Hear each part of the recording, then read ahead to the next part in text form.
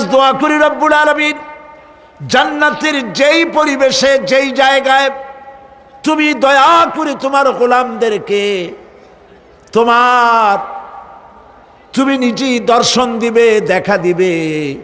মনিব গো, ও আমাদের রব, আজ এই বিশাল জনসমুদ্র নিয়ে তোমার দরবারে আবেগ ভরা কণ্ঠে বলি, যেই অনুষ্ঠানটি তুমি এমন মুবারক অনুষ্ঠান করবে যেখানে তুমি জান্নাতীদেরকে দেখা দিবে, ওই জান্নাতের কোনো একটি, ওই অনুষ্ঠানের কোনো একটি কোনায় কানায় আমাদেরকেও দাঁড় করাইয়া দেখার তৌফিক। প্রিয় ভাই সব, আল্লাহ রাব্বুল আলামিন মানুষের সামনে এত সব নিয়ামত রেখেছেন, এই জান্নাত দান করবেন। এরপরে আল্লাহ রাব্বুল আলামিন কোরআনে কারীমের মধ্যে বলেছেন, রব্বিস সামাওয়াতি ওয়াল আরদি ওয়া মা বাইনাহুমার রাহমানি লা ইয়ামলিকুনা মিনহু খিতাবা। এসব পুরস্কার রয়েছে তোমাদের সেই রবের পক্ষ থেকে যিনি আকাশ আর জমিনের মালিক। সুবহানাল্লাহ বলবেন না? যার সামনে কথা বলার ক্ষমতা কারো হবে না।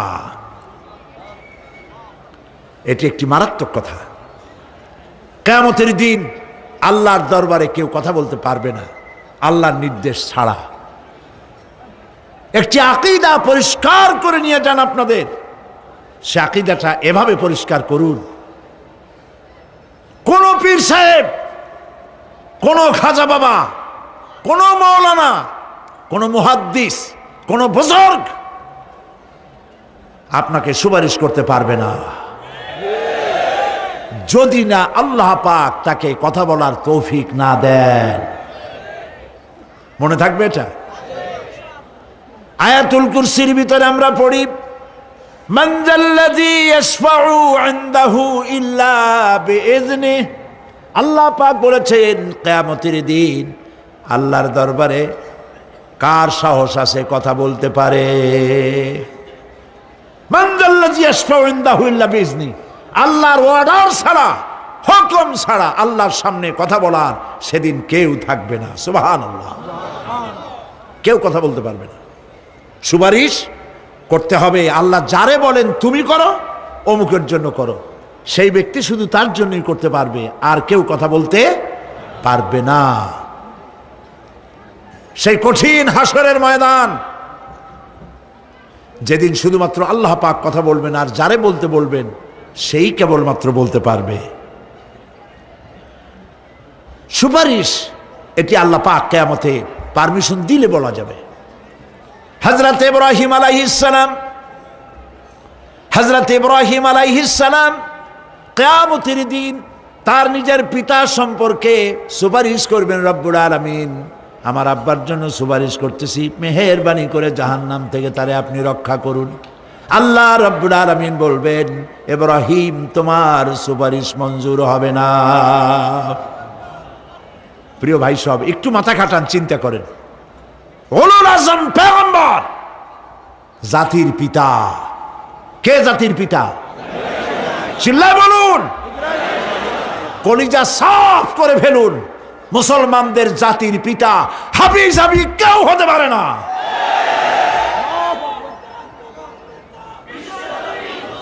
মিল্লাতা আবিকুম ইব্রাহিম। ইব্রাহিম আলাইহিস সালাম এই মিল্লাতের পিতা। সুবহানাল্লাহ। হযরত ইব্রাহিম আলাইহিস সালাম কিয়ামতের দিন বলবেন, আল্লাহ আমার আব্বার জন্য সুপারিশ করছি। আল্লাহ পাক বলবেন মঞ্জুর হবে না। আজর তোমার পিতা হতে পারে, কিন্তু আমার খলিলকে আগুনে ফেলার জন্য নমরুদকে সে সহযোগিতা করেছে, আমি তোমার পিতাকে ক্ষমা করব না। নবী করিম সাল্লাল্লাহু আলাইহি সাল্লামকে সাহাবায়ে কেরাম জিজ্ঞেস করেছেন, হে রাসূল, আপনার আব্বা এবং আম্মার অবস্থা কি হবে?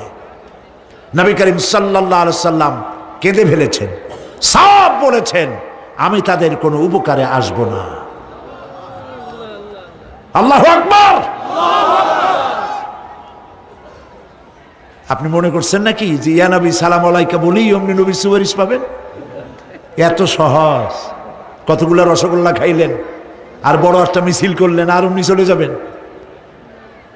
পৃথিবীর সব মানুষ, সাহাবায়ে কেরাম বাদ দেন, পৃথিবীর সমস্ত মানুষ একত্রিত হয়ে আবু তালেব রাসূলুল্লাহকে যে ভালোবেসেছেন, ওর 1000 ভাগের 1 ভাগও সারা দুনিয়ার মানুষ রাসূলুল্লাহকেই ভালোবাসতে পারবে? পারবে?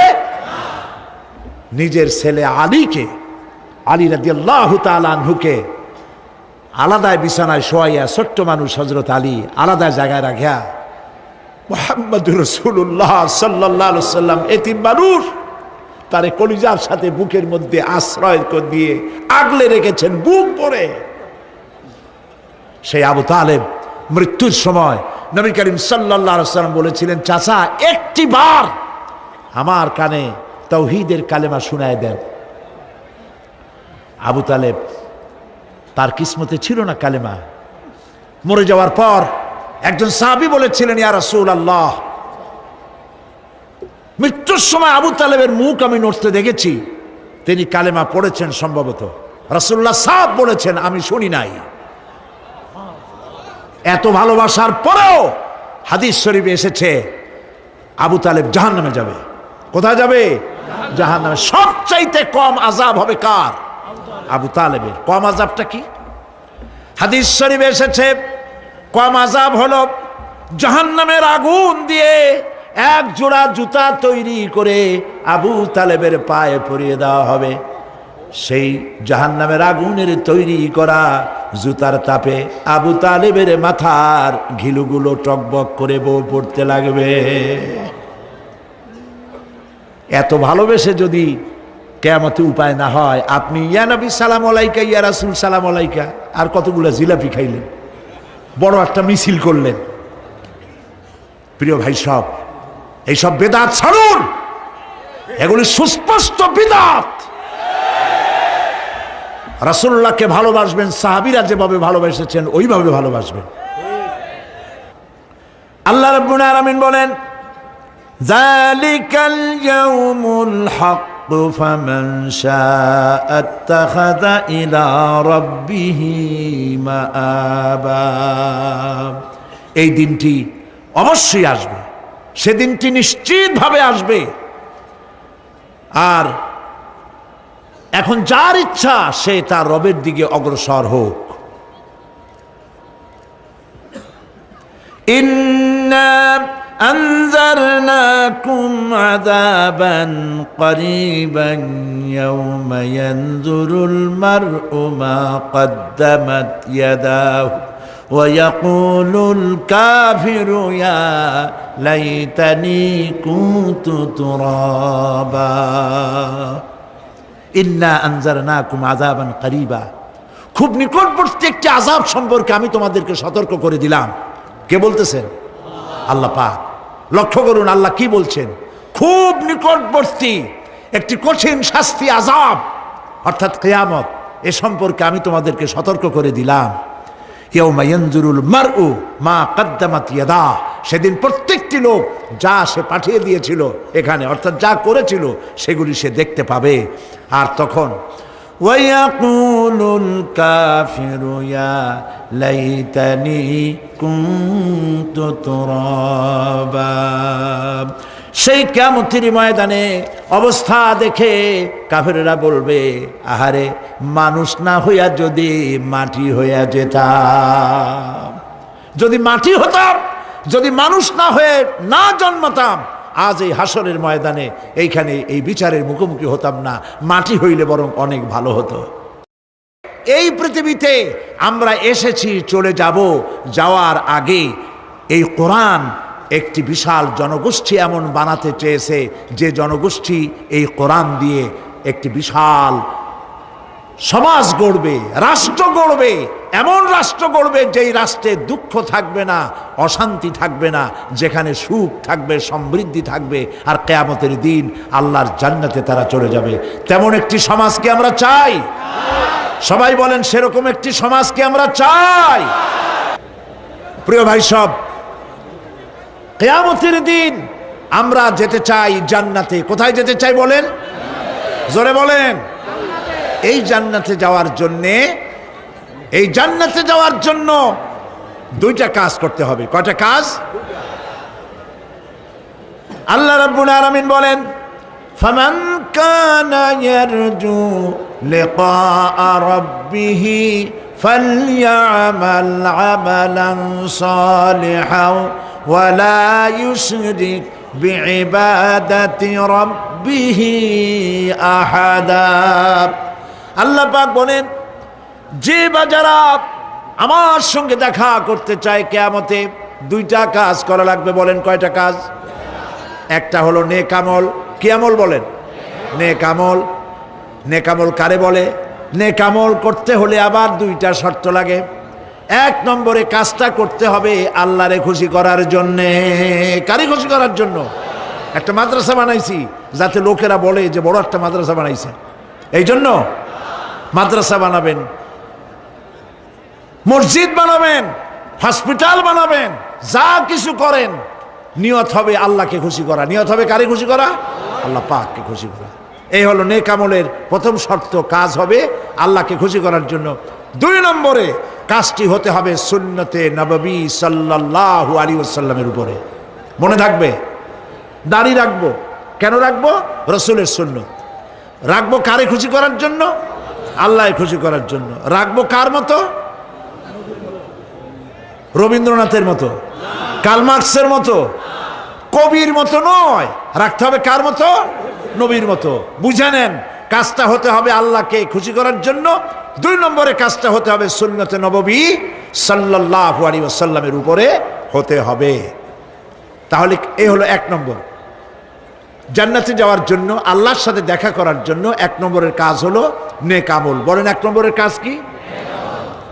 দুই নম্বরের কাজ ওয়ালা ইউশরিক বিইবাদাতি রাব্বিহি আহাদা। আল্লাহ রাব্বুল আলামিনের ইবাদতের সাথে কাউকে শরীক স্থাপন করা যাবে না। আমরা যারা মুসলমান, অধিকাংশ মুসলমান শিরকের ভিতরে মুবতালা হয়ে আছে।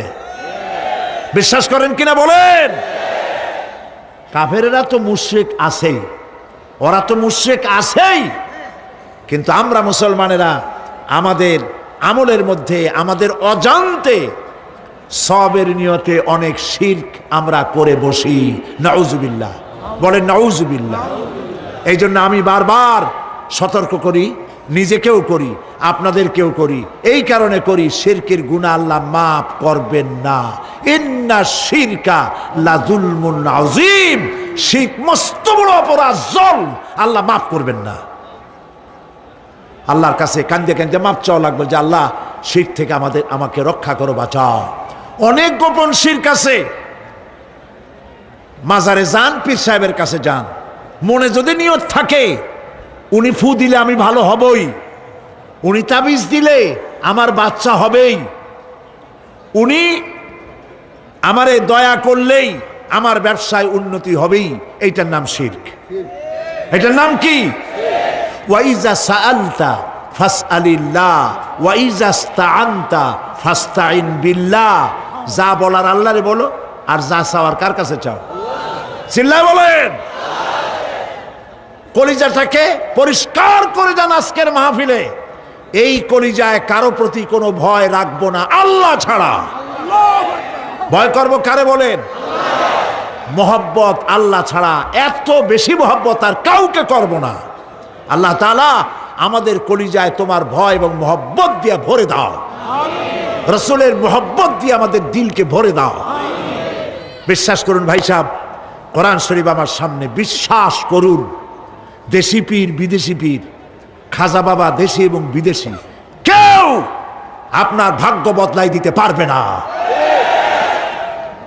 এই পিছনে দৌড়ায় দৌড়ায় কোনো লাভ নয়। এতক্ষণ মসজিদের ভেতরে বসে আল্লাহর কাছে কাঁদেন। ওয়াকালা রাব্বুকুম উদউনি আস্তাজিব লাকুম।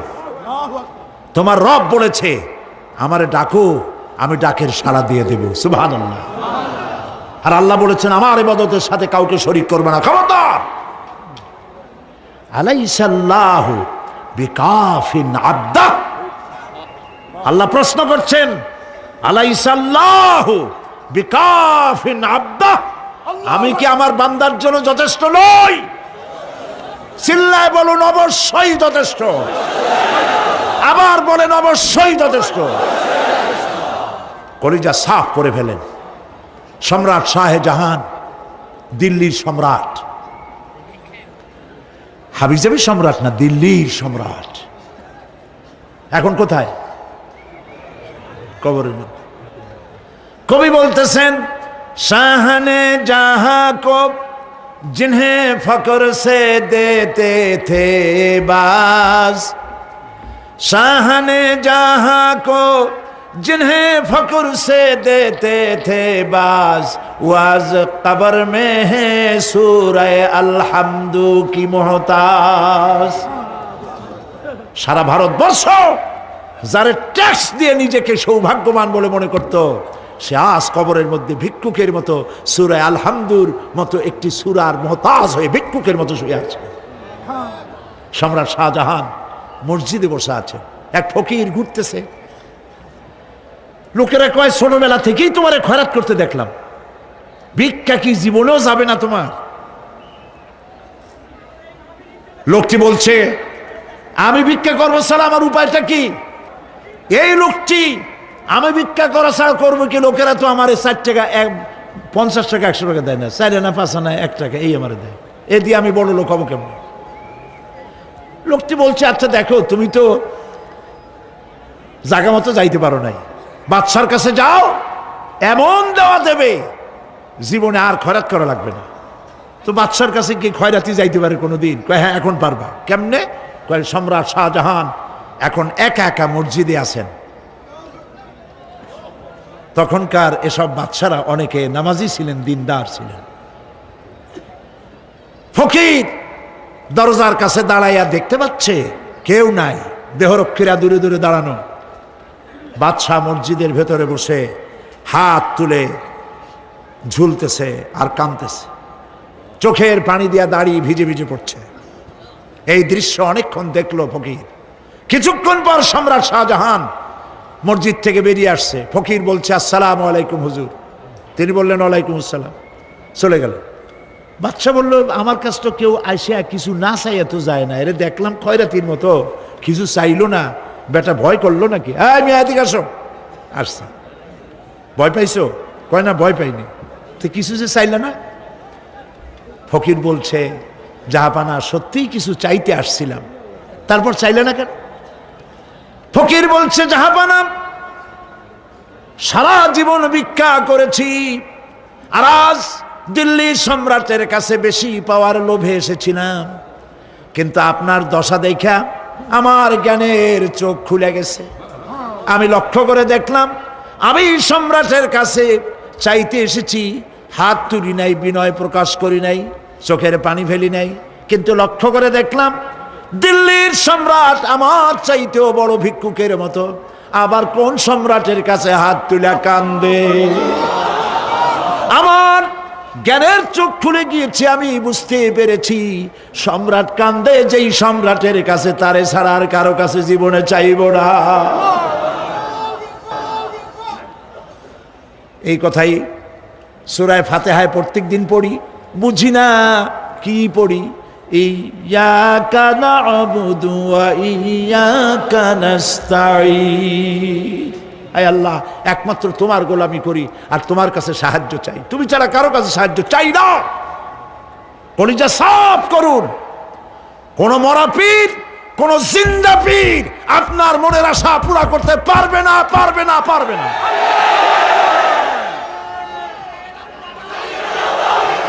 আর আজ থেকে কোন মাজারে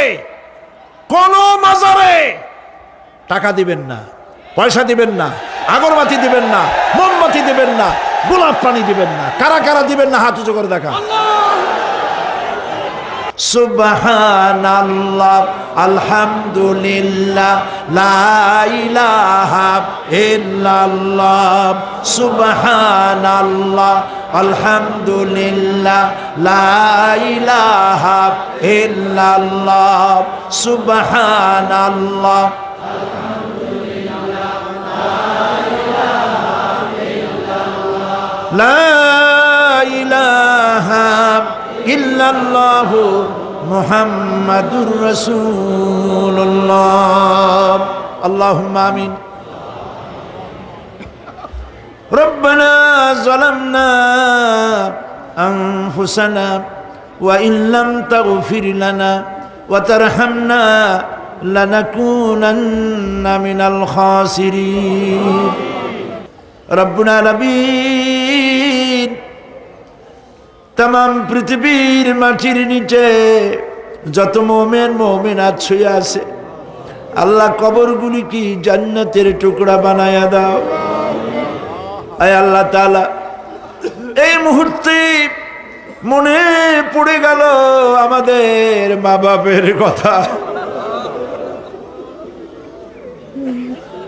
রব্বুল আলামিন, আমাদের আব্বা জান কত বছর আগে দুনিয়া থেকে বিদায় হয়ে গেল, নাম ধরে আর কেউ ডাকে না। কত কষ্ট করেছে, ধান বিক্রি করে, সুপারি বিক্রি করে, নিজের পেটে না দিয়া নিজের ভালো জামা না বানাইয়া আমাদের লেখাপড়া শিখাইছে, বাড়িঘর বানালো। আর একদিন তোমার ডাকে সাড়া দিয়া চলে গেল। যুগের পরে যুগ চলে গেল, বাপের মুখ আর দেখি না। আল্লাহ তাআলা, আমাদের আব্বা জান যাদের দুনিয়া থেকে বিদায় হয়ে গেছে, কবরটাকে বেহেশত বানায়। মানুষ মাত্রই ভুল করে, গুনাহ করি। আমাদের আব্বা জান যদি কোনো ভুল করে থাকে, গুনাহ করে থাকে, আল্লাহ মাফ করে দাও। রব্বুল আলামিন, এবার দোয়া করি আমাদের জনম দুঃখিনী গর্ভধারিণী মা,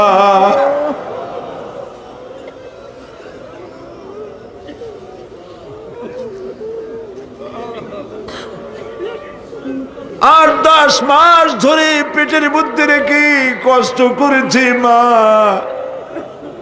কারো কাছে অভিযোগ করে নাই। সন্তান পেটের মধ্যে বসে মাথা দিয়া হাঁটু দিয়া গুতা দিচ্ছে, মা অভিযোগ করে নাই। ডেলিভারিতে কষ্ট করেছে, 2-2.5 বছর পর্যন্ত বুকের দুধ দিয়া মানুষ বানাইছে, নিজে না খেয়ে আমাদের খাওয়াইছে। কান্না মুখে শত চুমা দিয়া হাসি ফুটাইছে। ওই মা যার বিদায় হয়ে গেল, কবরটাকে জান্নাতের টুকরা বানায়া দাও। রব্বির হামহুমা কামা রব্বায়ানি সগীরা। সবাই পড়েন, রব্বির হামহুমা কামা রব্বায়ানি সগীরা। আল্লাহ তাআলা, আমাদের মা বাপ যাদের বেঁচে আছে, সুস্থ রাখো, ভালো রাখো। বিছানায় ভালাইয়া পরের উপরে নির্ভর করে নিও না, ইমানের সাথে সুস্থ অবস্থায় নিয়ে নিও। আমাদের খেদমত করার তৌফিক দিও রব্বুল আলামিন। দাদা দাদি, নানা নানি যাদের মারা গেল, মাফ করে দিও। আয় আল্লাহ তাআলা, মানুষ যদি আমেরিকায় যায়, ইউরোপে যায়, সপ্তাহে সপ্তাহে বা দিনে দিনে প্রতিদিন টেলিফোনে কথা বলা যায়, চিঠিপত্র দিয়া খোঁজ পাওয়া যায়। আমাদের মা বাপ, আত্মীয় স্বজন যুগের পর যুগ কবরের মধ্যে শুয়ে আছে, কোনো খবর জানি না।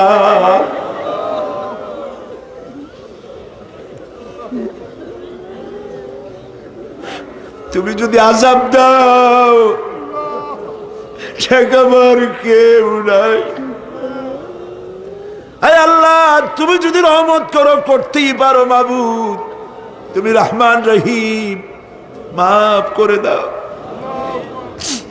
আল্লাহ তাআলা, এবার আমরা আমাদের গুনার কথা বলি। এই লক্ষ লক্ষ মানুষ তোমার বান্দা বান্দিরা খাওয়ার জন্য আসে নাই, রিক্সা ভাড়া কেউ রে দেওয়া হয় নাই, দোয়া কবুল হবে এই বিশ্বাস করে এসেছে বাবু। তুমি তাকাও, তুমি তোমার আরশে আজিম দিয়া তাকাও। আমাদের ঈমান, আমাদের আকীদা, আমরা এখন কোথায় বসা তুমি দেখতে পাচ্ছ। আমরা কি বলে কাঁদতেছি তুমি শুনতে পাচ্ছ। রব্বুল আলামিন আমাদের গুনার দিকে যদি তাকাও তোমার গোসা হতে পারে। আমাদের গুনার দিকে তাকায়ও না, চোখের দিকে তাকাও।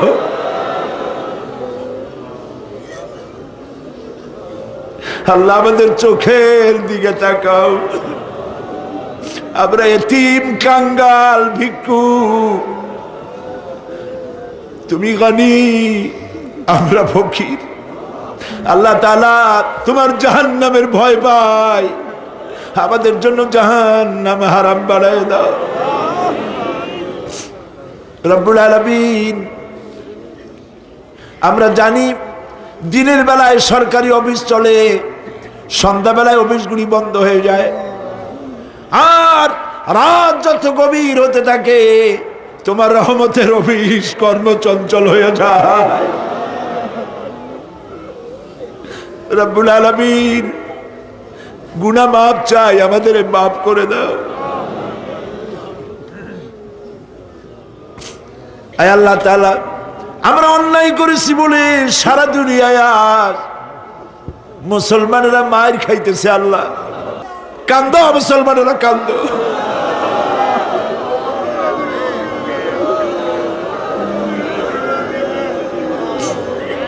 আল্লাহ বাগদাদ বাঁচাও, কুয়েত বাঁচাও, আমাদের কলিজা মক্কা মদিনা বাঁচাও।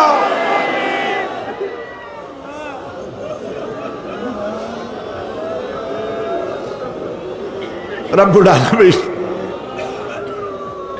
আমাদের কান্না তুমি শোনো বাবু। আমরা অপরাধী, আমরা গুনাহগার, আমরা মাপ চাই বাবু, আমাদের মাফ করে দাও। মুসলমানদের কাফের দিয়ে পিটায় মারো না বাবু, ইহুদি দিয়ে মুসলমানদের মারো না বাবু। তোমার রাসূলের সাদকায় মুসলমানদেরকে মাফ করে দাও আল্লাহ। আল্লাহ তাআলা আমাদের বিবি বাল বাচ্চা যা দান করেছে সবগুলিকে দিনদার, নামাজি, পরহেজগার বানায় দাও। আমাদের স্ত্রীদের হেদায়েত করে দাও, আমাদের সন্তানগুলিকে দিনদার, ইমানদার বানায় দাও। আমাদের যারা যারা ইমামতি করতে পারে এমন বানায় দাও বাবু।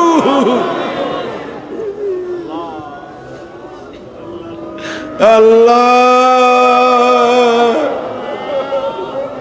বড় আশা করে মানুষের আসছে। আল্লাহুম্মা লা তারুদ্দানা খায়বিন, আল্লাহুম্মা লা তারুদ্দানা খায়বিন। কিছু না দিয়ে একেবারে খালি হাতে ফেরত দিও না বাবু, কিছু না দিয়ে খালি হাতে ফেরত দিও না বাবু। আমার দেশের সেনাবাহিনী, আমার দেশের বিডিআর, আমার দেশের পুলিশ, আমার দেশের আনসার সকলকে দিন দাও, ইমান দাও, সম্মান দাও, চরিত্র দাও, নামাজি বানাও, পরহেজগার বানাও। আল্লাহ সাংবাদিকরা যারা এই মাহফিলের খবর পত্রিকায় দিয়া সারা বাংলাদেশে ছড়াবার চেষ্টা করেছে, সেই সব সাংবাদিকদের প্রতি রহমত নাজিল করো। আর যারা হিংসার চোটে কলিজা জ্বলে, আল্লাহ মুসলমানের সন্তান যদি ওরা হয়, ওদের কলিজাও ইসলামের মোহব্বত পয়দা করে দাও। তুমি আরশে আযমের মালিক, তুমি সম্রাটের সম্রাট, তুমি রাজাধিরাজ। তোমার মোহব্বত ছাড়া কোনো মোহব্বত যেন কলিজায় থাকে না মাবুদ। তোমাকে ছাড়া কাউকে যেন ভয় করি না মাবুদ। সারা জীবন শিরক আর বিদআত থেকে আমাদের তুমি বাঁচাও আল্লাহ। তোমার জাহান্নামকে আমরা ভয় পাই। আল্লাহুম্মা আজিরনা মিনান নার, আল্লাহুম্মা আজিরনা মিনান নার, আল্লাহুম্মা আজিরনা মিনান নার। রব্বানা তাকাব্বাল মিন্না ইন্নাকা আনতাস সামিউল আলিম ওয়া তুব আলাইনা ইন্নাকা আনতাত তাওয়াবুর রহিম। সুবহানা রাব্বিকা রাব্বিল ইজ্জাতি আম্মা ইয়াসিফুন ওয়া সালামুন আলাল মুরসালিন ওয়ালহামদুলিল্লাহি রাব্বিল আলামিন। ওয়াজআল আখিরা কালামিনা ইনদাল মাউত লা ইলাহা ইল্লাল্লাহু মুহাম্মাদুর রাসূলুল্লাহ। আসসালামু আলাইকুম ওয়া রাহমাতুল্লাহ। বিল্লাহি মিনাশ শাইতানির রাজিম। বিসমিল্লাহির রাহমানির রাহিম। বিতাড়িত মরদুদ শয়তানের ওয়াসওয়াসা থেকে পানাহ চাই পরম করুণাময় আল্লাহর নামে শুরু করছি। ইন্না লিল মুত্তাকিনা মাফাজা হাদাইকা ওয়া আনাবান ওয়া কাওয়াইবা আতরাবা ওয়া কাআসান দিহাকা لا يسمعون فيها لغوا ولا كذابا جزاء من ربك عطاء حسابا رب السماوات والأرض وما بينهما الرحمن لا يملكون منه خطابا إن للمتقين مفازا অবশ্যই মুত্তাকিদের জন্য রয়েছে সাফল্যের একটি স্থান।